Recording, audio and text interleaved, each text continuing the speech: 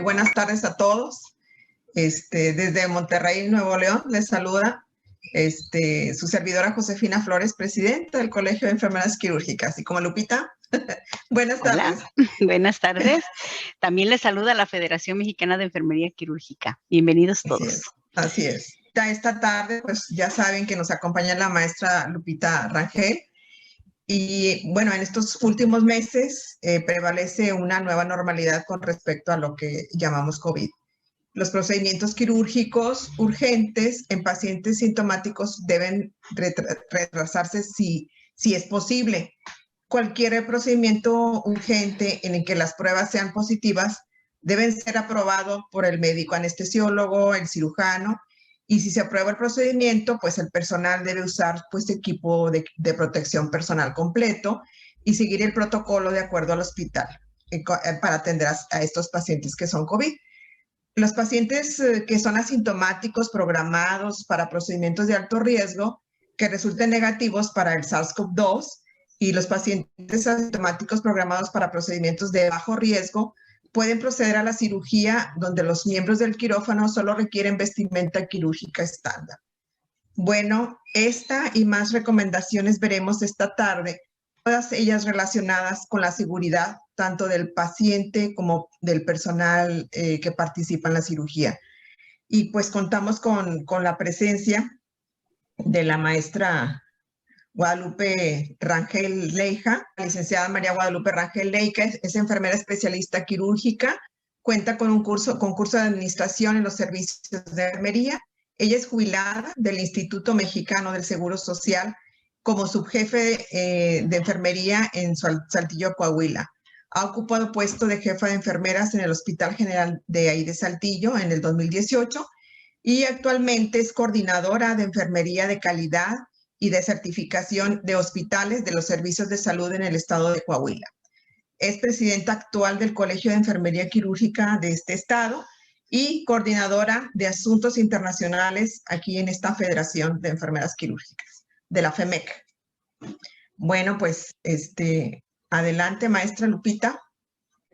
Muchas gracias. Primeramente que nada, pues agradezco al comité organizador, ¿verdad? Al Colegio de Enfermería Quirúrgica del Estado de Nuevo León por la oportunidad de participar en esta sesión.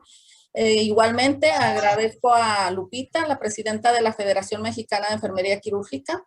Y pues saludos, Marina. Un placer y pues vamos a compartir esta tarde con esta sesión que es muy interesante. El tema es medidas de seguridad en el quirófano, pues durante la intervención del paciente COVID. Pues sabemos que a poco más de un año del inicio de la pandemia, pues realmente ahorita en estas fechas, en estos cambios, pues estamos en la nueva normalidad, ¿verdad? Del manejo del paciente COVID.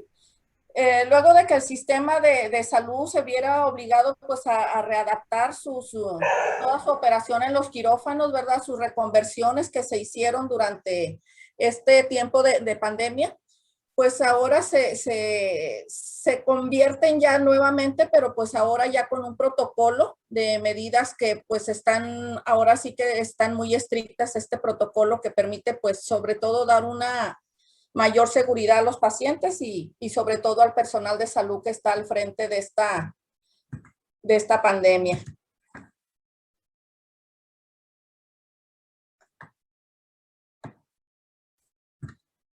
El objetivo, bueno, pues primeramente es brindar la atención a los pacientes quirúrgicos, minimizando la posibilidad de contagio entre pacientes, la exposición del personal de salud y el desarrollo de complicaciones en el posoperatorio. Y pues el objetivo principal es ofrecer procedimientos quirúrgicos pues de una manera segura tanto a los pacientes como al personal de salud. Primero que nada debemos de entender el concepto de bioseguridad. Todos sabemos que pues esto nos rige la bioseguridad de acuerdo a la Organización Mundial de la Salud, pues es el conjunto de normas y procedimientos que tienen por objeto disminuir o eliminar los factores de riesgo biológicos que pueden llegar a afectar la salud o la vida inclusive pues de las personas, los pacientes. Y pues estas medidas ahora sí que, como lo comentaba hace un momento, se han reforzado todavía mucho más y con el fin de proteger y velar por la seguridad de los pacientes y el profesional de salud. La recomendación, bueno, primero que nada sabemos que los quirófanos deben de cumplir pues con todas las medidas de seguridad de acuerdo a la Organización Mundial de la Salud, de acuerdo, sabemos que hay normativas, ¿verdad? Y una de las recomendaciones o que nos piden como norma es que deben de contar con lo que son sus protocolos, sus medidas de seguridad, sobre todo en la presión negativa, que cuenten con sus filtros EPA, que cuenten con todas sus instalaciones seguras de acuerdo a FMS, que es uno de los estándares del del modelo del Consejo de Salubridad General, que es seguridad en las instalaciones de esta instalación, que en este caso pues es el quirófano. Se debe de designar una sala quirúrgica como una de las recomendaciones de acuerdo a la nueva normalidad. Una sala quirúrgica para la atención del paciente COVID-19. Anteriormente, pues sabemos que nuestras unidades, nuestros establecimientos de salud, pues cuentan con, no sé, un segundo nivel, a lo mejor tenemos 3 salas, en un tercer nivel a lo mejor hasta 5, de acuerdo a cada estado, ¿verdad? Y ahora, pues con esta nueva normalidad, si nos damos cuenta, pues tenemos que designar, o sea, ahora sí tenemos que definir una sala, donde nosotros solamente en esa sala se va a manejar el paciente que tenga paciente COVID. Y es bien importante, se recomienda limitar el número de profesionales en el interior del quirófano. Las puertas del quirófano, de la sala, deben de mantenerse cerradas, salvo para la circulación del personal, del paciente o de algún instrumental, material que vayamos requiriendo.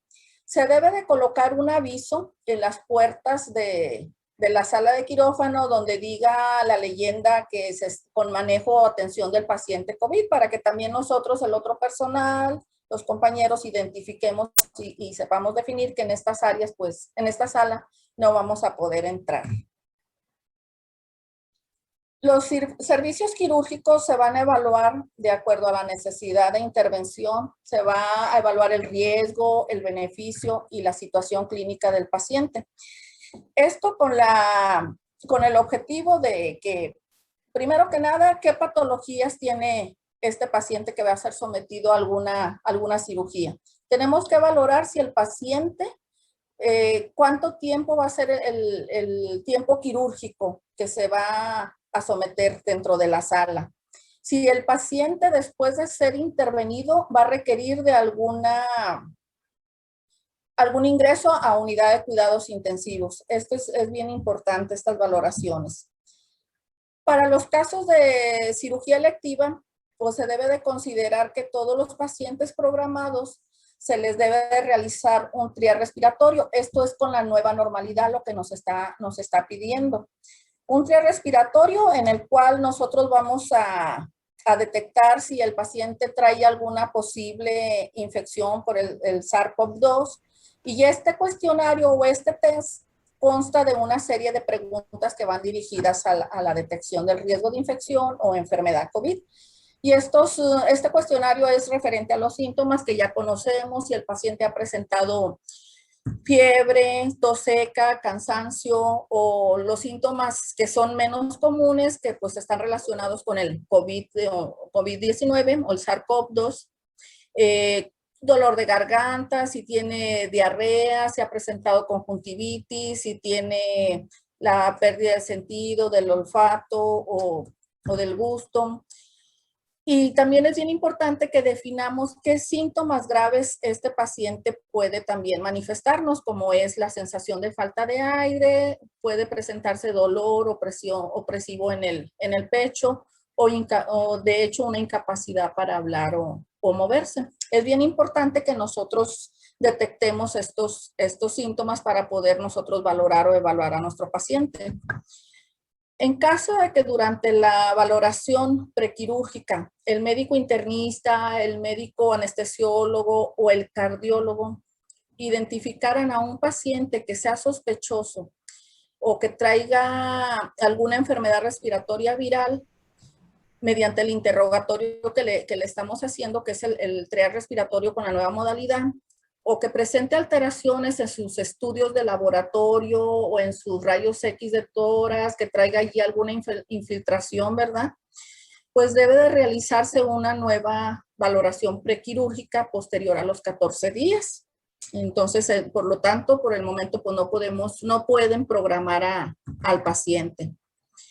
Si nuestro paciente ya está programado, pero previo a la hospitalización para la cirugía, pues debemos de realizar nuevamente un triage quirúrgico, nuevamente con la serie de preguntas del interrogatorio.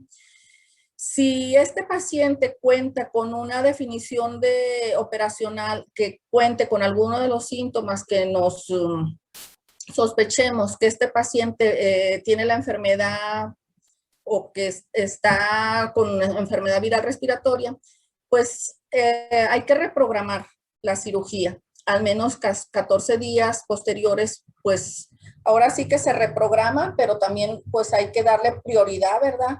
A esta nueva reprogramación. O sea, no programar al paciente, ya lo suspendí y pues lo voy a reprogramar hasta dentro de 2, 3 meses, ¿no? O sea, sí hay que darle prioridad de que se reprograme posteriormente, no dejar pasar tanto tiempo. Durante la preparación del paciente para ingresar al quirófano, pues se debe de realizar nuevamente el triage para la identificación de signos o síntomas sugerentes de una enfermedad respiratoria viral antes de la intervención quirúrgica. A lo mejor nos van a presentar pacientes que no cumplen con los criterios de definición operacional para la enfermedad respiratoria viral a su ingreso.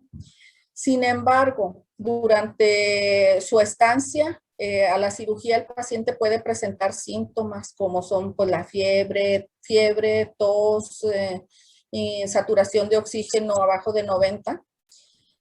Presenta dificultad respiratoria, entre otros síntomas.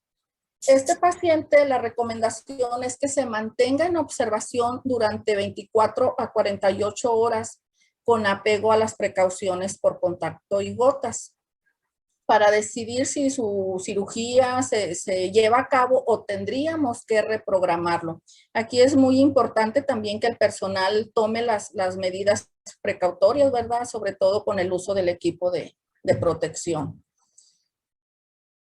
¿Qué sabemos con la nueva normalidad de la prueba de PCR o pruebas rápidas de antígeno para la detección del COVID-19?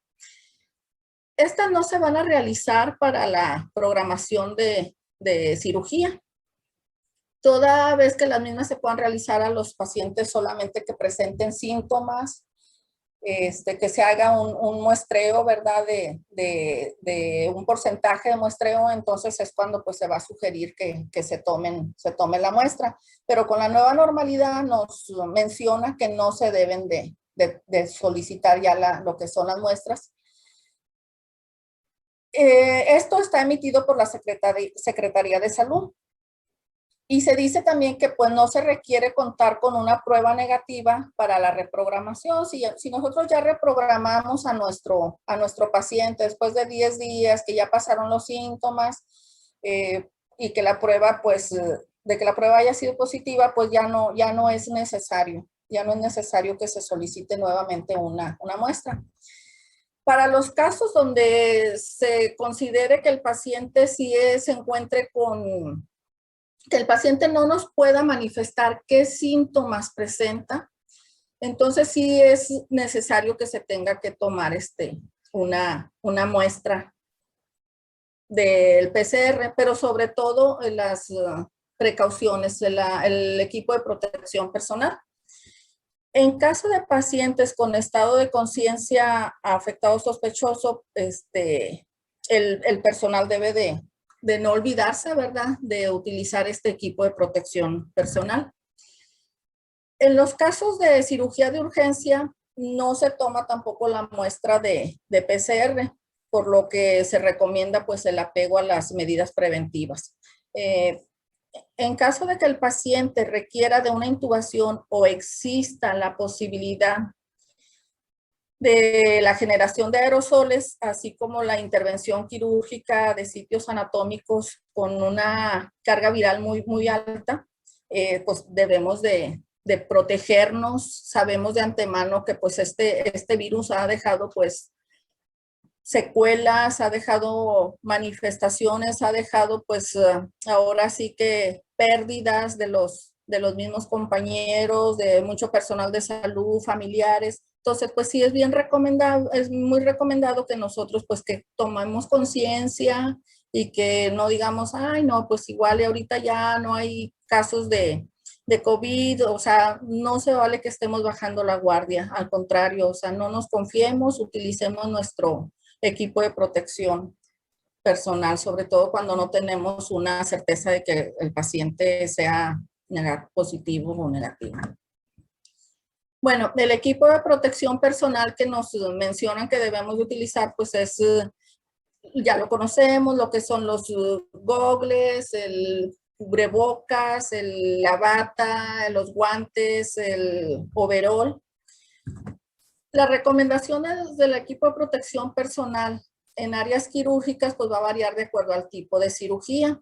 En un tipo de cirugía electiva, pues la primera recomendación es que debemos de hacernos la higiene de manos de acuerdo a la técnica correcta de los 5 momentos, la técnica correcta de la Organización Mundial de la Salud, que pues todos conocemos, ¿verdad? Y esta, pues acuérdense que va ligada a la meta internacional de seguridad del paciente número 5, que es la reducción de infecciones asociadas a los sistemas de salud. Debemos de utilizar nuestra bata quirúrgica, nuestro cubrebocas con triple capa, guantes y lo que son gogles y caretas.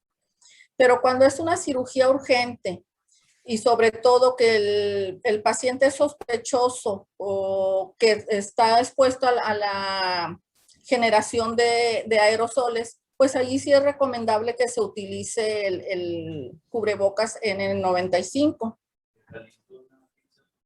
Los equipos que se encuentran en la sala y sean de uso esporádico, se recomienda que se deben de resguardarse y mantenerse cubiertos lejos del paciente hasta su uso. O sea, vamos a retirarlos de la sala de quirófano, vamos a tener lo que sea lo menos posible, solamente lo que vayamos a necesitar.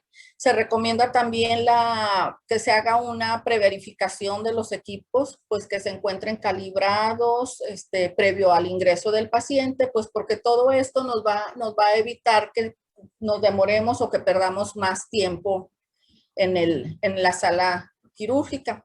Y esta preverificación, pues acuérdense que va ligada al protocolo universal de cirugía segura, ¿verdad? Es el segundo del protocolo. En un reporte canadiense también se hace la recomendación que antes del ingreso del paciente a quirófano se debe de recubrir lo que tenemos ya, que la máquina de anestesia, que el electrocauterio, se deben de recubrir con un plástico, el monitor, y se deben de usar pues lo que son los filtros de grado médico en ambas ramas del circuito, la más cercana al tubo endotraqueal, que son los filtros de antibacteriales. Se debe de planificar con anticipación el soporte ventilatorio del paciente. Siempre que sea posible, pues se recomienda el uso de anestesia regional.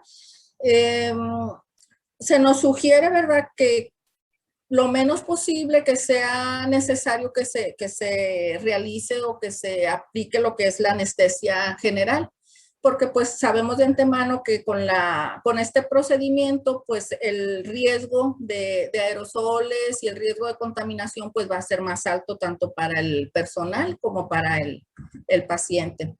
Los carros de anestesia pues estándar deben de reemplazarse por medicamentos preparados, o sea, debemos de utilizar lo menos necesario. Generalmente nosotras las enfermeras estamos muy acostumbradas a que preparamos nuestra sala, ¿verdad? Y le queremos poner de todo, que nuestro material de curación, que no nos falten soluciones, y ponemos hasta 3 de Harman, 3 de glucosado, o sea, tenemos bien equipado porque pues de antemano sabemos que nuestras cirugías son por turno a veces hasta 3, 2, depende del tipo de cirugía que se realice. Entonces, en este caso, con la nueva normalidad, pues se nos sugiere, se nos recomienda que se use solamente lo necesario. El material, por ejemplo, lo que es las hojas de bisturí, pues se deben de mantener en recipientes, pero lo mínimo necesario. ¿Qué recomendaciones debemos de aplicar cuando se va a intubar al paciente en quirófano? Bueno, antes que el paciente ingrese a la sala de quirófano, se recomienda y es obligatorio que se preparen previamente todos los dispositivos de la vía aérea que vamos a necesitar, como pues son los medicamentos, los tubos endotraqueales, nuestra cánula de Guedel, que esté preparado nuestro aspirador, nuestra cánula Yankauer, en fin. Pues sí, es bien importante que esto se prepare antes. El paciente al ingreso a la sala al quirófano, desde que ya viene de su sala de hospital o de urgencias, el paciente debe de portar obligatoriamente su mascarilla, su triple capa. Se recomienda realizar la oxigenación adecuada de 5 minutos y no ventilar al paciente. ¿Por qué? Pues por la situación de la generación de aerosoles. Esta palabra de aerosolización la vamos a escuchar prácticamente en toda la sesión, ¿verdad? Porque pues va enfocada mucho el proceso de aerosoles al riesgo de contagiarnos. Y es importante que debe de resaltar que debe de ser si se va a dar una anestesia general, deben de estar 2 personas. Una persona va a estar sellando la vía aérea con la mascarilla facial y el segundo participante pues va a estar ventilando con la bolsa. Se recomienda que ya que se haya intubado al paciente, el laringo que hayamos utilizado, las hojas de laringo se coloquen en una bolsa de plástico y se mantengan allí cerradas para evitar la exposición de las partículas. Se debe de usar un protocolo de ventilación de una secuencia rápida para la intubación. Aquí se recomienda que el tiempo que podamos hacerlo más rápido y de hecho para que esto se recomienda que el médico que lo realice pues que cuente con todas las competencias, con toda la experiencia y que defina la organización, ¿verdad? Qué médicos pueden apoyarnos en estos procedimientos, pues para evitar mucho tiempo dentro del área quirúrgica y la exposición a los aerosoles. También se deben de colocar compresas alrededor del tubo endotraqueal para absorber lo que son las secreciones orales y evitar pues que éstas se expandan o salgan. La protección ocular con materiales absorbentes para evitar la dispersión también residual del virus pues a través de las lágrimas. Terminando este procedimiento, el médico anestesiólogo y su ayudante pues debe de quitarse los guantes, debe de lavarse las manos con una solución hidroalcohólica y se deben de colocar guantes nuevos. Y se recomienda que los abordajes quirúrgicos se debe de evitar la manipulación de los tejidos, pues con el objetivo de minimizar el contagio al personal, al equipo quirúrgico.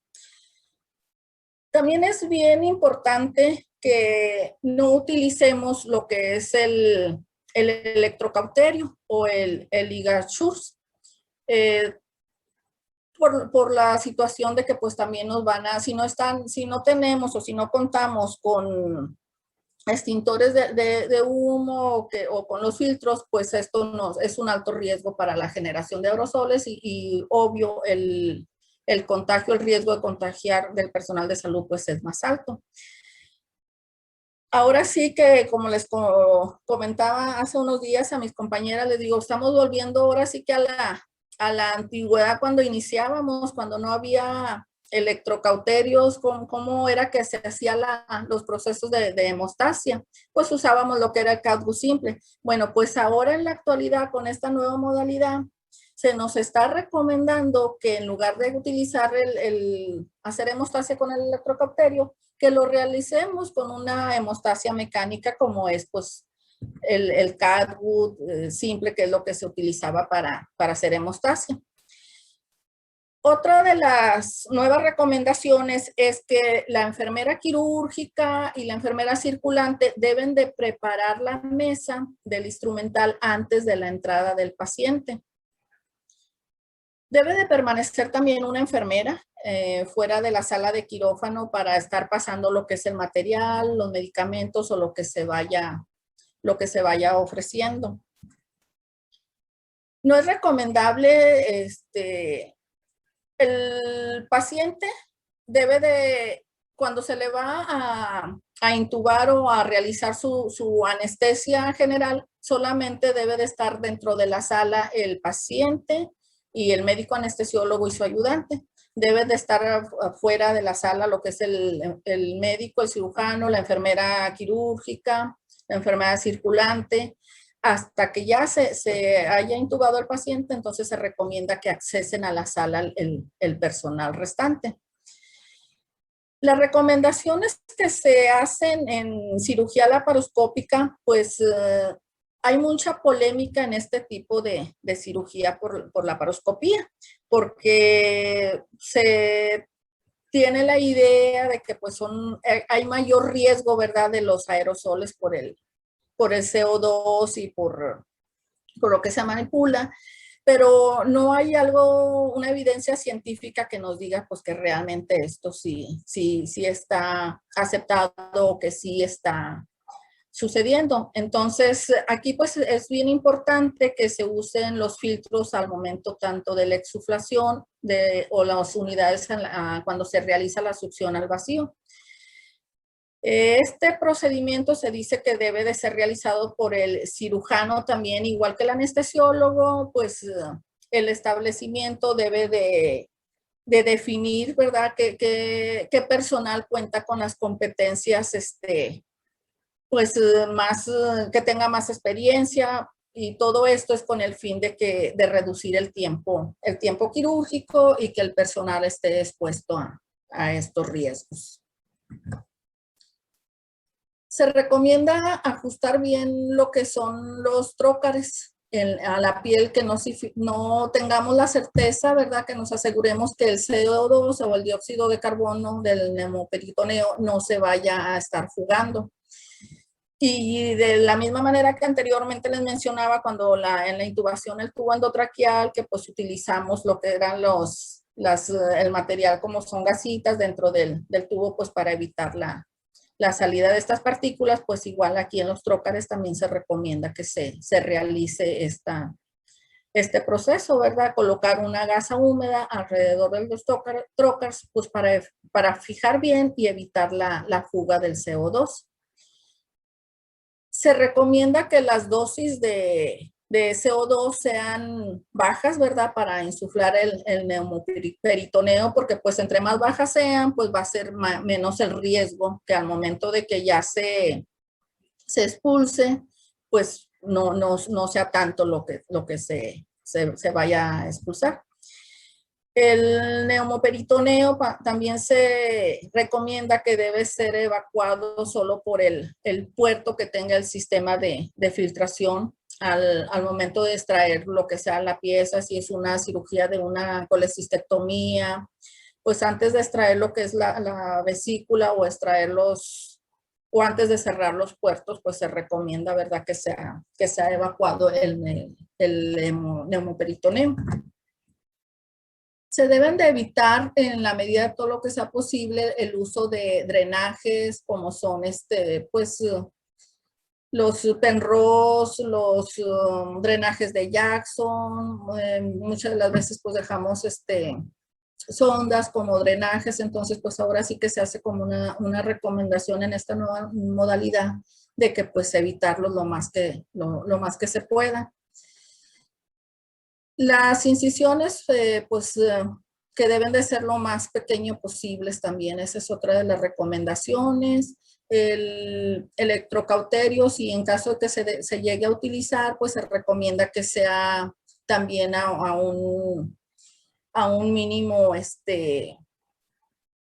medida de su capacidad, vamos, que sea menos, lo menos posible, para minimizar pues la exposición del humo quirúrgico, sobre todo cuando no contamos, en muchos de los establecimientos todavía no se cuenta con los filtros, ¿verdad?, que deben de llevar pues para que nos ayuden a la evacuación del humo quirúrgico.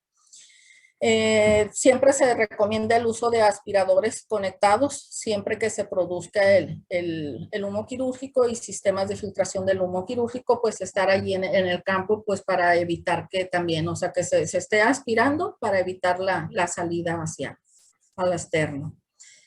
Pues el uso de los filtros EPA es bien importante. Se deben de utilizar sistemas de drenaje cerrados. Se debe conectar al frasco, ¿verdad?, de drenaje estándar, pues a la succión de pared para evitar la propagación de la carga viral a través de la aerosolización, perdón. ¿Qué recomendaciones debemos de hacer cuando se va a realizar una traqueostomía con una técnica abierta? Bueno, esta traqueostomía debe de ponerse a consenso, ¿verdad?, del equipo quirúrgico y el equipo de cuidados críticos, qué tan necesario sea que se tenga que hacer este procedimiento. Volvemos a la valoración del paciente, pues para evitar exponer al personal de salud innecesariamente. Si sabemos de antemano que este procedimiento de traqueostomía es uno de los que son más riesgosos o que tienen el riesgo más alto de que el personal se contagie.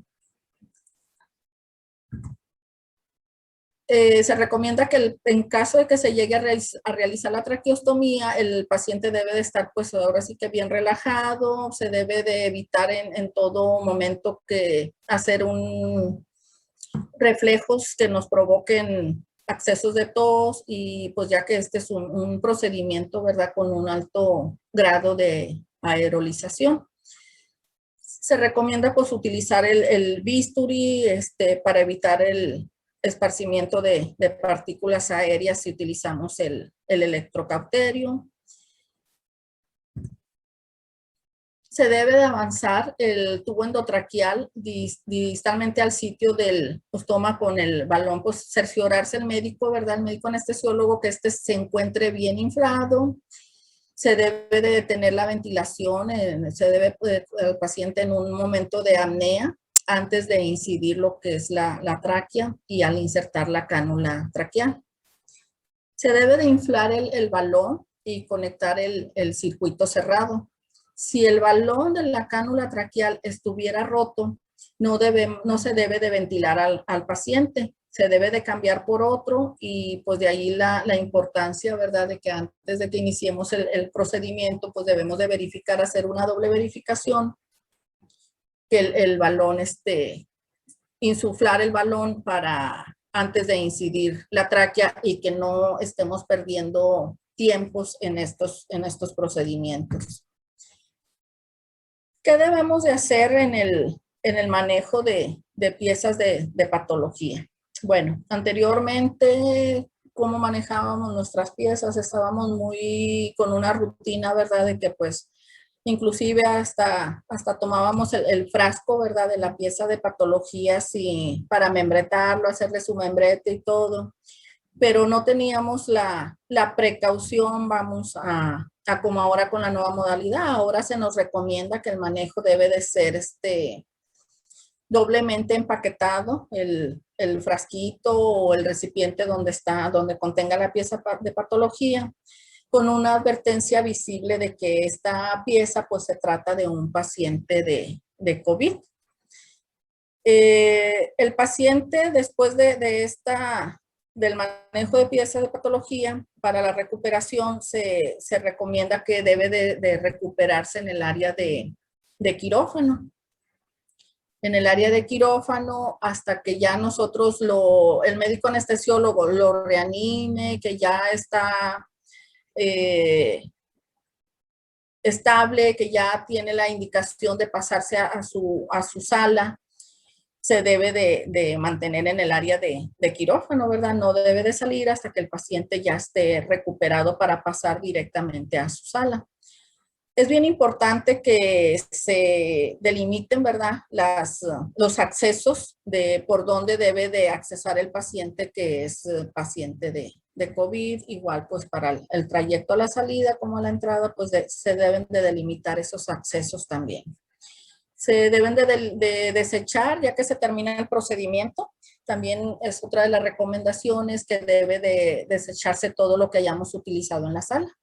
No debemos de ahora sí que resguardar algo, no, o sea, todo así como se está en la sala, debemos de desecharlo. Por eso es bien importante que hagamos un poquito de conciencia y que solamente introduzcamos a la sala de quirófano, a la sala quirúrgica, lo que vayamos a necesitar, pues también por los desabastos que pues actualmente con esta pandemia, ¿verdad? Pues realmente los establecimientos de salud, pues ahora sí que están muy delimitados en cuestión de insumos, materiales, medicamentos. Entonces, pues sí, también sí hay que hacer ahí un poquito más de conciencia de que, pues lo menos que podamos utilizar, hay que pasarlo pues para evitar tener que desecharlo, porque pues se tiene que desechar al término de la cirugía si ya no se utilizó. Se desecha todo el medicamento y material. El personal se recomienda que debe de evitar el contacto físico con superficies, evitando pues manipular lo que son las puertas, las cerraduras, todo lo que esté en el entorno de la sala, ¿verdad? Pues debemos de evitarlo. Acuérdense que pues el contacto de este virus es por superficies. ¿Cómo se debe de realizar la limpieza exhaustiva pues, del quirófano? Se dice que mínimo debe de quedarse una hora entre cada procedimiento después de que se le da su aseo, su limpieza, como todos los establecimientos ya lo tienen de acuerdo a la norma oficial de salud, ¿verdad? Pues los protocolos de cómo se van a descontaminar las superficies, lo que son las pantallas, los cables, los monitores y máquina de anestesia, pues todo debe de hacerse una exhaustiva ahora sí que total. Si antes lo manejábamos cuando estábamos, antes de que apareciera esta pandemia, cómo manejábamos nuestras salas, pues lo hacíamos también con mucho, con limpiezas muy exhaustivas, los protocolos, ¿verdad? Pues ahora pues se recomienda que con más razón se apliquen este tipo de protocolos pues para evitar el contagio. Bueno, como conclusión, se dice que todo hospital requiere la implementación de protocolos estrictos para el manejo de este tipo de pacientes, ¿verdad? O este tipo de patología quirúrgica. Especialmente pues aquellos pacientes que tenemos la sospecha de que son pacientes que pueden ser portadores, ¿verdad? De este virus SARS-CoV-2. Y pues con ello pues se pretende evitar o mitigar la propagación de este virus. Entonces por eso es que pues debemos de tener mucho cuidado en estas medidas que se nos están brindando por la nueva modalidad, ¿verdad? Entonces pues sí hay que, tal vez en muchos de los establecimientos todavía no estén implementadas, pero yo creo que cada una de nosotras debemos de ir pues implementando estas medidas de seguridad que sobre todo es por el bien y por la seguridad del paciente y del personal de salud. Bueno, estas recomendaciones pues vienen en lo que es la guía de continuidad para garantizar los servicios de salud en las unidades médicas y unidades administrativas en la nueva normalidad. Allí es donde lo pueden pueden verificarlo, ¿verdad? Que es lo que nos están marcando esta nueva guía, esta nueva normalidad para el manejo de las medidas. También se obtuvo información de lo que es la Asociación Española de Cirujanos, el CDC, de la Sociedad Americana de Cirujanos, Endoscopistas y Gastroenterólogos. Entonces, pues sí es bien importante que tomemos estas medidas, estas recomendaciones que se nos están pues brindando para esta nueva normalidad y este nuevo manejo de nuestros pacientes. Bueno, pues muchas gracias, espero y les haya dejado pues claro, ¿verdad? Todas estas medidas, y si hay alguna duda o alguna pregunta, estoy a la orden. Ok, que a la hora de intubación era recomendable que una persona pues lo intubara y otra estuviera ya sea vagueando o con la bolsa. ¿Cuál era el objetivo de no estar tocando ambas superficies o cuál era la razón? Sí, se trata de evitar, ¿verdad? La manipulación. Okay. La manipulación, entonces por eso es la recomendación de que se haga el proceso con 2 personas. Que a quien lo intuben ya no tenga contacto acá con el vagueo. Eso era. Así es, por eso precisamente también se recomienda que en el momento en que ya terminan ellos de intubarlo, lo que hayan utilizado, que es el laringoscopio, la hoja de laringo, se vaya inmediatamente a una bolsa de plástico que se va a mantener cerrada. Okay. Durante en lo que terminamos, ¿verdad? Pero más que nada, pues ese es el objetivo principal, evitar el manipuleo, ¿verdad? Y pues estar menos en contacto con el virus o las partículas. Ok. Me llamó la atención el extraer el CO2 con filtros y sistema de aspiración. ¿Hay en el mercado ya algún equipo ya con filtro para la aspiración? O sea, que esté adaptado junto con el aspirador. Bueno, en lo que es la literatura de la cirugía en la española, allí sí menciona que allí sí lo utilizan, ¿verdad? Yo pues de antemano sabemos que nosotros aquí en México todavía pues carecemos de mucha tecnología, vamos. Sí, es que lo que más me llamó la atención de eso es que la gente que somos de esa área sabemos que una de las principales, digamos, que quejas de los pacientes es precisamente el dolor por el CO2 que queda en el abdomen, o sea, que queda ahí el residuo, vamos. Entonces, digo, si ahorita lo hacemos porque que no tengamos el contacto con los aerosoles, pero realmente tendríamos que verlo si al paciente también le ayuda para que no tenga esas molestias que de tanto se quejan todos los pacientes del áparo, cuando en su posoperatorio la molestia por el gas que se les quedó. Por eso era la pregunta de que si existían en el mercado, porque pues era una muy buena opción, no solamente para evitar los aerosoles, sino para ayudar a esa molestia de los pacientes que tanto escuchamos, ¿verdad? Sí, tienes razón, la verdad es que sí manifiestan, ¿verdad? Mucho dolor, o sea, lo hemos vivido, yo creo que las que estamos activas todavía en el área de quirófano, o lo viví yo cuando estaba activa, de que sí, realmente los pacientes es una molestia, es un dolor, pues ahora sí que muy incómodo, ¿verdad? El estarlo soportando porque no se ha expulsado todo lo que es, eliminado lo que es el CO2. Así es. Entonces, bueno, sería excelente que no solamente contuviéramos el aerosol o el CO2, sino también ayudáramos ahí a disminuir esa molestia, así es. Bueno, hay un comentario aquí de una compañera y ella nos dice que, y yo creo que tiene razón, que lo ideal sería que se le preguntara al médico anestesiólogo de tener solo lo necesario. A veces ellos nos ayudan y nos dicen, ¿verdad? Claro, las que ya son circulantes, muy buenas circulantes, ya saben lo que necesitan, pero a lo mejor dejarle, como tú dijiste, lo más mínimo, ¿verdad? Así y a lo mejor nos ayudaría mucho el hablar con ellos, ¿verdad? Y comentarles qué le preparo para no introducir mucho material o que se necesita para la intubación. ¿verdad?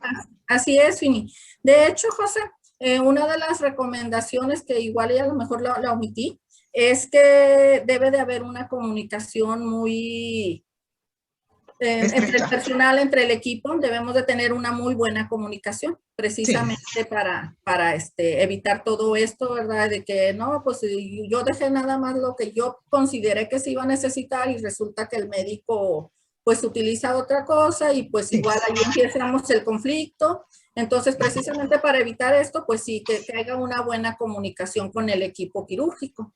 Muy bien. ¿Cuál sería la razón de evitar el uso del electrocauterio? Y luego acá otra de las participantes dice, ¿se podría aspirar el humo del lápiz del cauterio con tubo de aspiración en el caso de que se utilice en la cirugía?